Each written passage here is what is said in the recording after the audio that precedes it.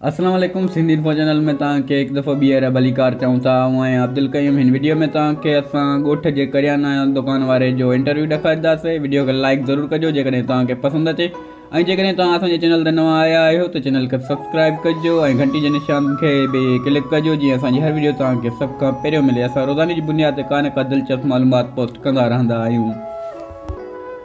ही दुकान ॻोठ जो दुकानु आहे। ॻोठ में हलंदड़ जेके चीज़ आहिनि सामान सौदो उहे तक़रीबन हिन दुकान में पियूं आहिनि। ही दुकानु तमामु सुठो पियो हले। इंटरव्यू में असां हिन हमरा खां पुछंदासीं त ही शुरूआति केतिरे पैसनि खां थी सघे थी हिन कारोबार जी, या हिन में बचति केतिरी आहे, हिन में सीज़न में केतिरी बचति थी वेंदी आहे। अचो त हलूं था इंटरव्यू जी तरफ़। हे जेको सामान पियो आहे मुकमल इहो हिन वक़्तु घणे जो आहे? तक़रीबन थींदो 35-40 हज़ार थींदो। 35-40 हज़ार जो मुकमल सामान आहे। जी साईं। सीज़न ख़तमु थी वियो आहे या सीज़न अञा हले पियो? सीज़न ख़त्म थी वियो आहे। सियारे वारो सीज़न ख़त्म थी वियो आहे। जी साईं। हिन सीज़न में घणा माण्हू फुटी तो वटि आई? फुटी घटि आई है, पारे घणी आई। हिन साल माना घटि आई, अॻिए साल जेको तमामु घणी आई। उनजो छा मसलो, छा वजह हुई? हेले फसल मरी वियो, छा नुक़सानु अची वियो, फुटी खे फुटी एॾी कोन हुई। मतिलबु फसल मरी वियो, इन करे हिन साल जेका कुझु फुटी घटि आई। घणा मण आई? तक़रीबन आई 50-60 मण आई। 50-60 मण वरी बि अची वई। जी साईं। 50 मण तक़रीबन घणी बचाए तोखे, घणी बचत थी वई 50 मण ते? 50 मण थी वेंदी तक़रीबन 15-20 हज़ार।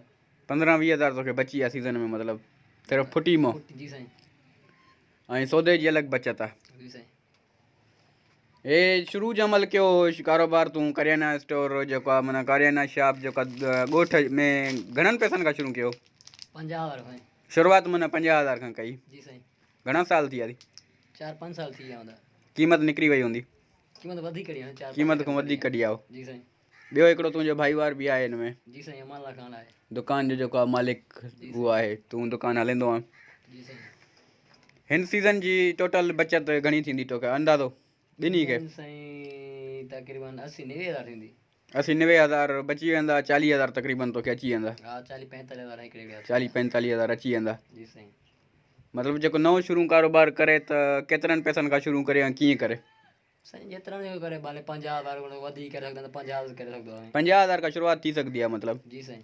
सभ खां वधीक हलंदड़ चीज़ कहिड़ी आहे हिते? ॿारनि जा मुर्गा वग़ैरह इहे हलनि था या ॿियो कुझु बि घणो हली? कहिड़ी चीज़ जेका सभ खां वधीक ॻोठ में हलंदी आहे हिन कारोबार में?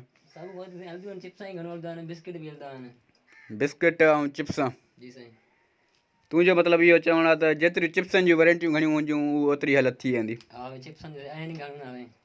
हिन में वैरायटियूं बि घणियूं मिली वेंदियूं आहिनि? घणियूं मिली वेंदियूं सफ़ा। हे जेको भित ते सामान पियो आहे सारो, इहो तक़रीबन घणे जो थी वेंदो? सिर्फ़ु भित वारो? सिर्फ़ु भितर में? हा थी वेंदो 3-4 हज़ार थी वेंदो। 3-4 हज़ार में माना हिकु दुकानु भरियल लॻे थो। भित तमामु भरी खड़ी अचे, इन में बचत बि थी सघे थी सुठी। बिल्कुलु। ठीकु आहे, महिरबानी। मतिलबु वांदनि नौजवाननि खे तूं जेको आहे इहो मशवरो ॾींदे त जेको आहे कारोबार जी तरफ़ अचो? कारोबार कोन करे साईं। कारोबार ज़रूरी आहे? बिल्कुलु ज़रूरी आहे। फारिग टाइम आहे, अॼुकल्ह महांगाई किथे पुॼी आहे। हलो हाणे असांजे नाज़रीन खे चओ त सिंधी इन्फो चैनल खे सब्सक्राइब ज़रूरु कजो। सिंधी वारनि चैनल खे सब्सक्राइब ज़रूरु कजो साईं, महिरबानी कुर्ब थोरा। ठीकु आहे, महिरबानी।